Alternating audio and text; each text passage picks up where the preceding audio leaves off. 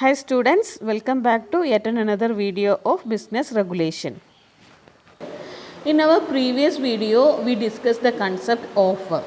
So what is an offer? Simply an offer is an expression of will or intention for making a contract. According to section 2 subsection A of the Indian Contract Act, when one person signifies to another person his willingness to do or abstain from doing with a view to obtain assent of that other person, it is known as an offer. So I think all you remember the concept offer. Now we can discuss our main topic, that is acceptance. What is an acceptance? This is the main topic for today's discussion. Now look this picture. In this picture, one party give an offer to another, that is he is offered his car to another party. So this is an offer.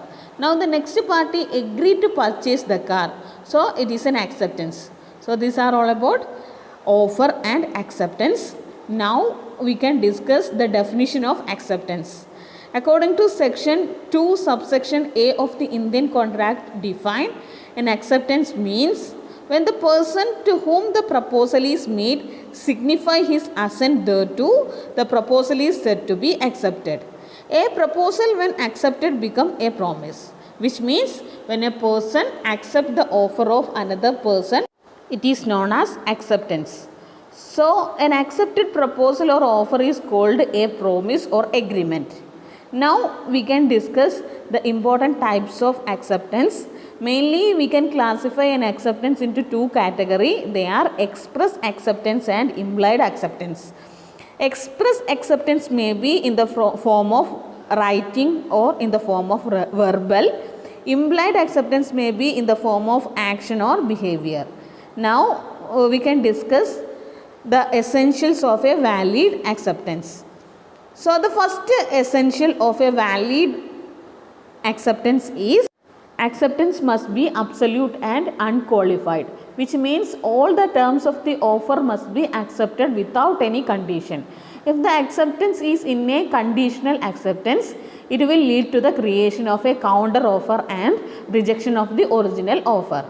Now the next one is acceptance must be communicated to the offerer. If the acceptance is communicated to a person other than the offerer, it will not create any legal relationship. So the acceptance must be communicated to the offerer himself. Sometimes offerer authorizes other person to do so, then the contract is valid. I repeat, if the acceptance is communicated to a person other than offerer, it will not create any legal relationship. So the acceptance must be communicated by the offerer. Now the next essential of a valid acceptance is acceptance must be made within a reasonable time.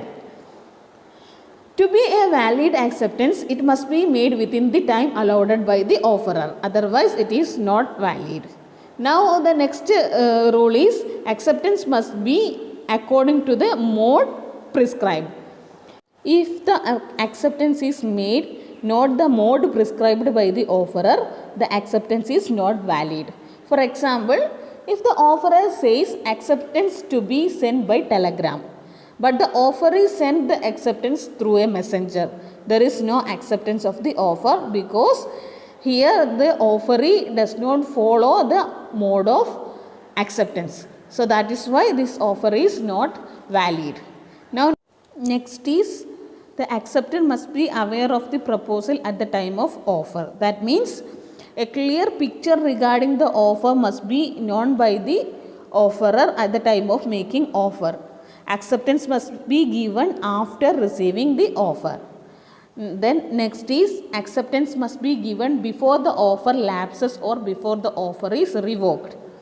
That means an acceptance must be made while the offer is in force. If the offer is cancelled, then it cannot be accepted. So an acceptance must be given before the offer is lapses or before the offer is cancelled. Now next is acceptance cannot be implied from silence. Sometimes the offeree does not convey his decision of decision of acceptance and he keeps silent. In such case, silence does not create acceptance. So, a valid acceptance, there is no silence. So, mere silence is not a acceptance. It is not valid. Now, next is acceptance must be expressed or implied.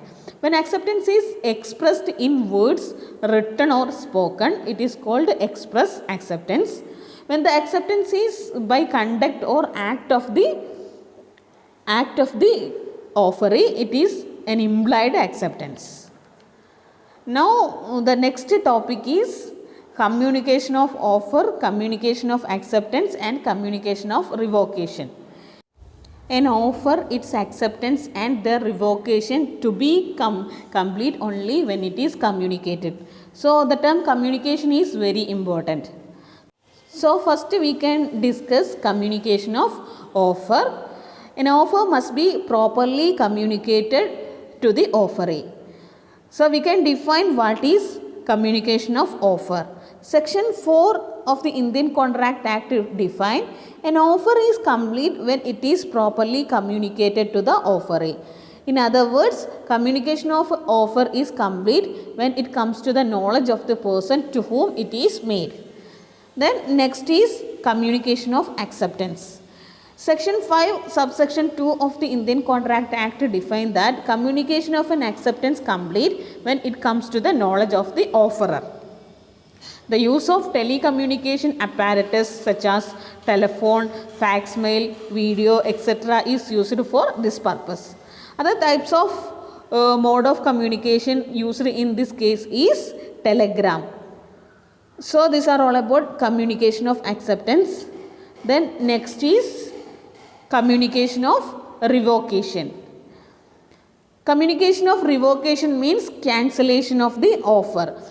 If the offeree is not ready to make a contract, it must be communicated to the offerer. So, it is known as communication of revocation or communication of cancellation of the offer. It is also properly communicated by the offeree to the offerer. Now, we can discuss when a communication is complete. Communication of an offer is completed when it comes to the knowledge of the person to whom it is made. Communication of acceptance is completed in the case of proposer when the offer is offered to the acceptor. Communication of acceptance in the case of acceptor is completed when the acceptance is come to the knowledge of the proposer. Now, we can discuss when an offer and acceptance is revoked or cancelled. So, first we can discuss revocation of offer. A proposal or offer may be cancelled at any time before the communication of the acceptance is completed as against the proposal.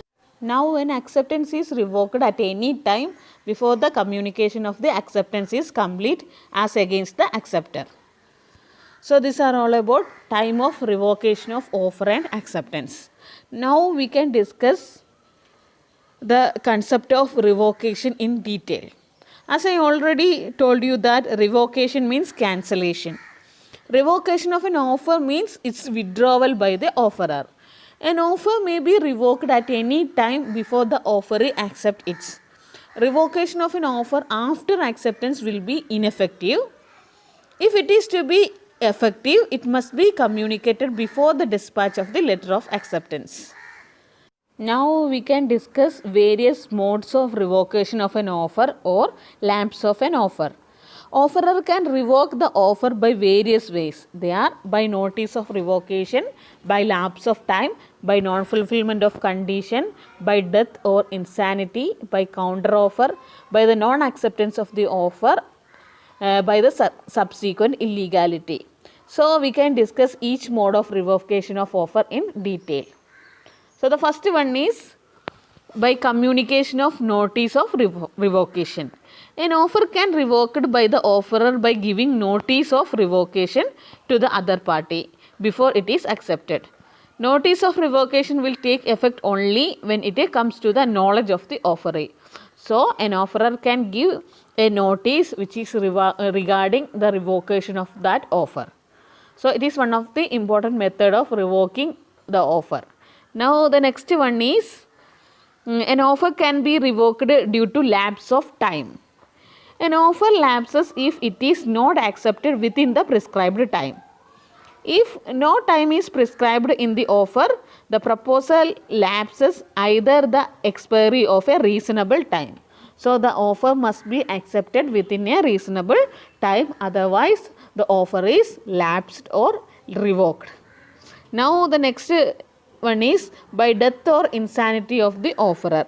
An offer lapses by the death or insanity of the proposer. The next is by giving counter offer.